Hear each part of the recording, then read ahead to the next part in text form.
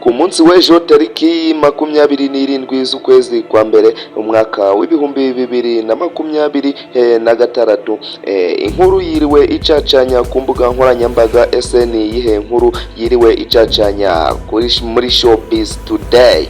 Ndaje mbabwire amakuru yiriwe avugwa muri Showbiz Today, amakuru atari meza kuri bamwe na bamwe, n'amakuru meza ku rundi ruhande.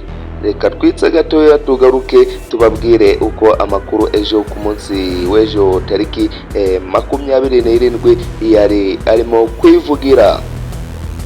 Ku munsi w'ejo rero aho Bruce Melody yagiriraga uruzinduko cyangwa se akarangiriza uruzinduko rwe rwo guperformingira indirimbo ya Pomu Pomu yakoranye na Diamond Platnumz, urugendo yasoreje mu gihugu ca Kenya, aho yari guperforminga iyo ndirimbo ye. Ndaza kubabwira ko hari umunyamakuru wabajije ikibazo gikomeye cyane Miss Naomi. Ndagira ngo muramuzi Miss Naomi, mwamenye nka nyampinga w'u Rwanda, aho yaje kubazwa ikibazo gikomeye cyane n'umunyamakuru utavuzwe izina rye.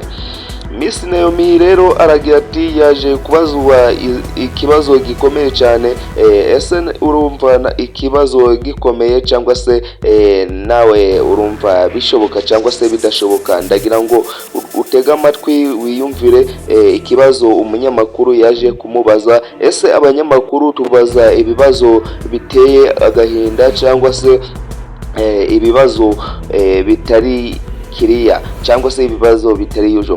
Ndagira ngo ufate rero agatebe wicare wiyumvire amateka ya Miss Naomi cyangwa se ikibazo Miss Naomi yaje kubazwa n'umunyamakuru, kivugwa ko ari ikibazo kibi cyane cyangwa se ikibazo gikomeye. Umunyamakuru yicaye aramubaza kuri mikoro ati, ese Miss Naomi ko nabonye mu minsi mikeya yashize mu mwaka w'ibihumbi 2023 warakoze ubukwe ariko ukaba utarabyaye.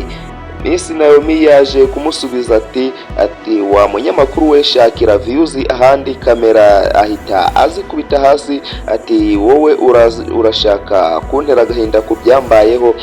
Miss Naomi rero bivugwa ko yavuyemo inda ku nshuro ya gatatu. Mana koko ibi ni ibiki?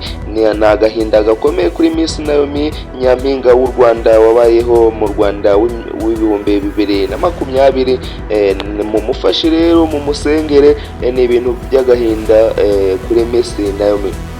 Naomi yakomeje avuga ati ntabwo nshaka umuntu ungira mu buzima bw'urugo cyangwa se ubuzima bw'umubiri wanje, ati mushakira ahandi amaviyuzi rero, ati mumveho. Miss Naomi rero nako gahinda afite, mumufashe. Miss Naomi ni umwari w'u Rwanda, ndabakunda cyane. Ni Dizzy Boy w'abanyarwanda, muve kuri Miss Naomi.